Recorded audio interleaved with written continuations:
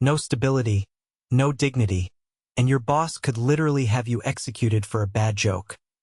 Welcome to life as a court jester in Renaissance Europe, where making the king laugh wasn't just your job, it was your lifeline. You might think being the royal entertainer sounds like a cushy gig. After all, you get to live in the palace, wear colorful clothes, and spend your days making jokes instead of, say, dying of plague in a gutter or being conscripted into one of those endless wars over which cousin gets to wear the fancy hat. But allow me to pull back the motley curtain on what was actually one of history's most precarious occupations. Let's start with your workplace hazards. Most Renaissance occupations came with physical dangers. Blacksmiths got burned, miners got crushed, sailors got drowned. But jesters? They risked execution for telling the wrong joke at the wrong time. Imagine your performance review being conducted by a temperamental monarch with absolute power over your life. King Henry VIII of England, famous for beheading wives faster than most people change bedsheets, once nearly executed his jester Will Somers for mocking one of his advisors.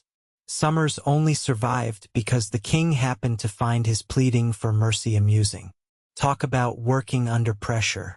Historical jester Hugh Templeton learned this lesson the hard way at the court of Duke Maximilian of Bavaria in 1519.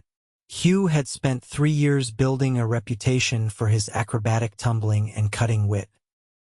One evening, after the Duke had consumed enough wine to float a small ship, Hugh made what he thought was a harmless quip about the Duke's receding hairline. The entire court froze. The Duchess gasped. Hugh realized his mistake instantly, but it was too late. I wake up bald. I go to sleep bald. But somehow you've managed to make me even more bald with your words, the Duke said with deadly calm. Hugh spent 3 days in the dungeon before being told his services would no longer be required, which, surprisingly, was the Renaissance equivalent of a generous severance package. Unlike other court positions that required education, family connections, or at least basic literacy, becoming a jester often meant you had already lost the genetic lottery.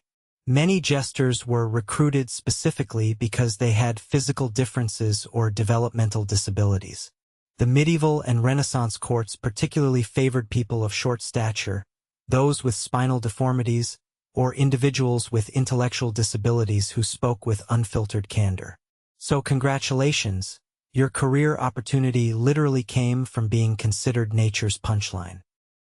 When Mary Philipse began her service as a natural fool to Queen Anne of Denmark in 1604, she didn't exactly apply for the position. Mary had a cognitive disability that made her speak with unusual frankness. This made her valuable as entertainment, as she would blurt out observations that more calculated courtiers would never dare mention. When she told a visiting Spanish ambassador that his breath smelled like a chamber pot left in the sun, the court roared with laughter while the ambassador fumed. Mary had no idea why everyone was laughing, which only made them laugh harder. Your work wardrobe didn't exactly scream professional respect, either. The traditional jester's costume, the party-colored motley, the floppy-eared cap with bells, the mock scepter topped with a pig's bladder, was specifically designed to mark you as an object of ridicule. The bells announced your presence everywhere, ensuring you could never move through the court unnoticed. Privacy, not in your job description. The costume was essentially Renaissance Europe's way of saying, don't take this person seriously. Imagine showing up to your office job dressed as a literal clown, and you begin to get the picture. Then there's the matter of job security. Court factions were constantly shifting, and patrons fell in and out of favor with alarming regularity. If your royal employer died, a distressingly common occupational hazard for monarchs themselves, you could suddenly find yourself unemployed with a very specialized skill set. Former royal jester wasn't exactly the most transferable experience on a Renaissance resume. Your options were basically to find another court position quickly or join a traveling troupe of entertainers, which meant exchanging palace life for sleeping in ditches and performing for turnips. Jester Howard Tremblay discovered this reality when his patron, Count Philippe of Lorraine, suddenly died of apoplexy in 1538. After 5 years of comfortable palace living, Howard was given 3 days to vacate his quarters. With no noble references willing to vouch for him, as he'd mocked most of them at some point, Howard spent the next 3 winters performing in village squares throughout France. He eventually caught the attention of a minor Italian duke, but not before losing 2 toes to frostbite and developing a chronic cough that would plague him for the rest of his short life. Let's talk compensation. While jesters received room and board, their actual payment varied wildly depending on the generosity of their patron. Some received decent stipends and gifts, while others were treated essentially as property. Unlike other court positions that might come with land grants or titles, jesters rarely accumulated wealth or status. You were, quite literally, a living luxury item, less an employee and more an animated possession, like a particularly entertaining hunting dog. And the retirement plan? Non-existent. Once you lost your ability to entertain, whether through age, illness, or simply falling out of favor, you could be discarded with alarming speed. Many former court jesters ended their lives in poverty or as charges of religious houses, their years of service forgotten once they ceased to amuse. The psychological toll was perhaps the most insidious aspect of the profession. As a jester, you lived in a strange social limbo, neither servant nor noble, granted unusual freedoms of speech yet fundamentally powerless. You might dine at the king's table one night and sleep in servants' quarters the next. You were simultaneously central to court entertainment yet socially invisible when not performing. The isolation could be crushing. Jesters rarely married or had families while in service, and forming genuine friendships at court was difficult when everyone knew your job was, potentially, to mock them publicly. The constant performance, the pressure to be on at all times, the knowledge that your livelihood depended on maintaining the fickle attention of people who saw you as less than human. It's no wonder many historical accounts of jesters mention melancholy and drinking problems.